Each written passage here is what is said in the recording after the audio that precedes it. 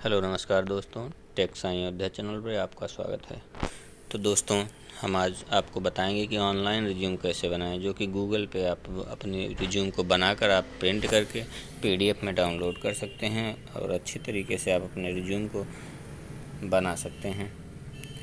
तो दोस्तों, इस वीडियो में आपको हम बताएंगे, जैसा कि पिछले वीडियो में हम आपको बताए थे कि आपको CDR फाइल भी दिए थे, जो कि वहाँ से डाउनलोड करके आपको एडिट करके बनाना था। तो दोस्तों, इसमें आपको एडिट करने की कोई झंझट नहीं है। आप इसमें सीधे गूगल पे आएँ और अपने डिटेल्स को फिल करें और आपका रिज्यूम बनकर आपके सामने तैयार हो जाएगा। तो दोस्तों, हम चलते हैं डेस्कटॉप की तरफ और आपको समझाते हैं कि आपको कैसे बनाना है रिज्यूम को। तो आइए चलते हैं डेस्कटॉप की तरफ दोस्तों। अगर वीडियो पसंद आए तो हमारे चैनल को सब्सक्राइब ज़रूर करना दोस्तों। तो जैसा कि हम आ चुके हैं, गूगल क्रोम को ओपन कर लेते हैं अपने डेस्कटॉप पे। तो दोस्तों, जैसा कि गूगल क्रोम, आप इसे मोबाइल पर भी बना सकते हैं आसानी से दोस्तों। तो दोस्तों, गूगल में हम लिंक डाल दिए हैं, आपको डिस्क्रिप्शन बॉक्स में भी लिंक मिल जाएगा, जहां से आप डायरेक्ट जा कर के इसे रिज्यूम को बना सकते हैं। तो दोस्तों, जैसे कि रोज़गार रिजल्ट की वेबसाइट है, यहाँ पे आपको वीडियो भी मिल जाएगी, जैसे कि आपको प्रोफेशनल रिज्यूम कैसे बनाना है, आप इसे भी देख सकते हैं। इसके बाद आता है फिल द फॉर्म। आपको यही फॉर्म भरना है, जो कि एक सिंपल तरीके से भरा हुआ है। तो हमें रिज्यूम बनाना है, तो रिज्यूम में हमें क्लिक करना है। इसके बाद हमें अपना नाम भी इंटर कर देना है, जो भी कैंडिडेट का नाम हो, नाम लिख दें। तो दोस्तों, जैसा कि हम नाम इंटर कर चुके हैं, इसके बाद आता है एड्रेस की बारी। तो एड्रेस को हम सही तरीके से भर देते हैं दोस्तों। आप इसे अच्छे तरीके से भरिए, ताकि आपकी नौकरी या जहाँ भी आप जिस भी काम के लिए आप अपने रिज्यूम को लगा रहे हैं, उसमें आपको सफलता मिले और आपको सही से भरना है दोस्तों। आपको इसका विशेष ध्यान देना है।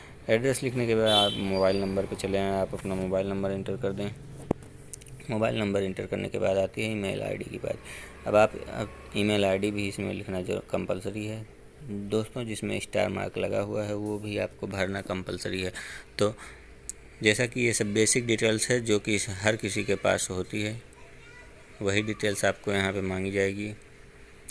तो दोस्तों, जैसा कि हम डेट ऑफ बर्थ सिलेक्ट कर चुके हैं, इसके बाद आता है फादर्स नेम।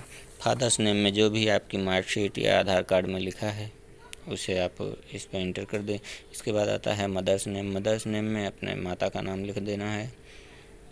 इसके बाद आता है नेशनलिटी। नेशनलिटी में आप इंडियन हैं या और कोई, जो भी जिस देश के निवासी हैं, तो हम इंडियन हैं तो इंडियन लिखेंगे।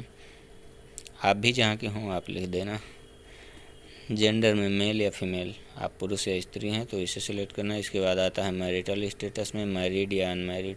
अगर विवाहित हैं तो मैरिड लिखिए, अविवाहित हैं तो अनमैरिड। इसके बाद आता है आई लैंग्वेज नॉन। मैं कौन सा लैंग्वेज जानता हूँ, इसके बारे में आपको लिखना है। जो भी लैंग्वेज आप जानते हैं, हिंदी, इंग्लिश, जैसा कि जो भी लैंग्वेज जानते हैं उसमें कामा लगा के हमें लिख देना है।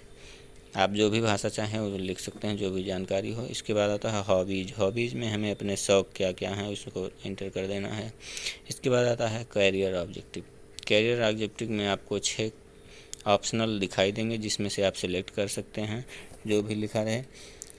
या तो आप चाहें तो आप अपने तरीके से बनाकर, इसमें नीचे लिखा है और राइट हेयर, यहाँ से आकर के आप अपने तरीके से भी बना के जो बॉक्स दिया है इसमें भर सकते हैं। इसके बाद आता है एकेडमिक क्वालिफ़िकेशन।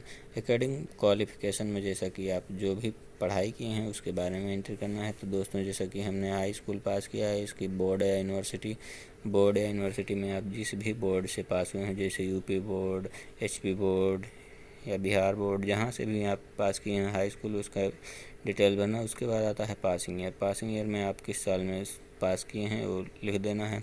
इसके बाद परसेंटेज में आपका कितना परसेंटेज आया है। इसके बाद डिवीज़न में आप फर्स्ट, सेकंड, थर्ड जो भी जो हों लिख सकते हैं। इसके बाद आता है ऐड का नंबर।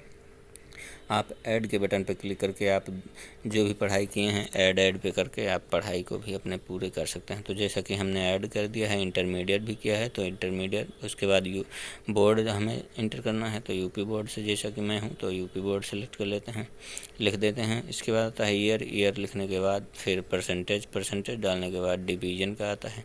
तो डिवीज़न में हमें फर्स्ट डिवीज़न, थर्ड या फोर्थ जो भी हो हमें इंटर कर देना है। इसके बाद आता है यहाँ पे रिमूव का भी ऑप्शन दिया गया है। अगर आप कोई क्वालिफ़िकेशन रिमूव भी करना चाहते हैं तो रिमूव कर सकते हैं, अन्यथा आप ऐड पे क्लिक करके ऐड कर सकते हैं।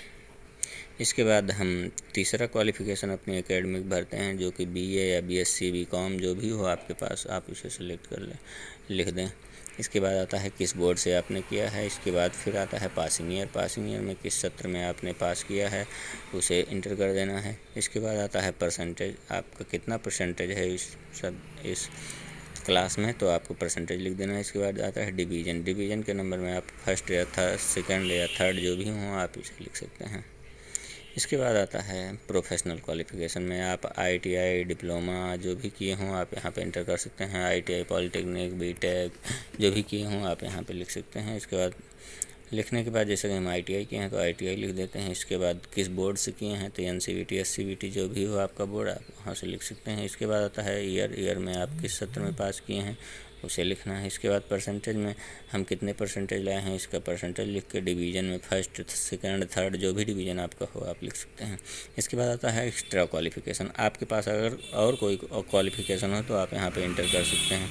इसके बाद आता है वर्क एक्सपीरियंस में आप जहाँ भी जिस भी कंपनी में काम पहले से कर चुके हैं आप उसकी भी डिटेल्स दे सकते हैं, जिससे आपको किसी भी पद पे अगर जॉब लगती है, आप जिस भी लिए अप्लाई कर रहे हैं उसमें आपको देखा जाएगा कि आपका एक्सपीरियंस सही है, आप काम करते थे, तो आपको इसी के चलते आपको और भी वरीयता दी जाएगी आपके जिस पद के लिए आप अप्लाई कर रहे होंगे। इसके बाद आता है फ़ोटो को भी आप ऑप्शनल दिया गया है, आप चाहें तो लगा सकते हैं, नहीं चाहते हैं तो नहीं लगा सकते। तो दोस्तों जैसा कि हम अपनी फ़ोटो भी लगा करके रिज्यूम बनाना चाहते हैं, जिससे कि हमारे रिज्यूम में फ़ोटो भी आए हमारी, तो हम फ़ोटो को अपने सिलेक्ट कर लेते हैं। जैसा कि हम फोल्डर में आते हैं अपने और अपने फ़ोटो को सिलेक्ट कर लेते हैं। सिलेक्ट करने के बाद इसके बाद आता है इंटर कैप्चा टेस्ट। आपको जो भी कैप्चा दिया गया है ऊपर इसे भर देना है सही से। इसके बाद आप स्क्रॉल डाउन करके नीचे चलाइए, आपको दिया है choose format and click on button. आपको यहाँ पर जो भी आपको 6 तरीके से रिज्यूम दिया गया है, जो भी आपको पसंद आए तो आप इसे देख लीजिए।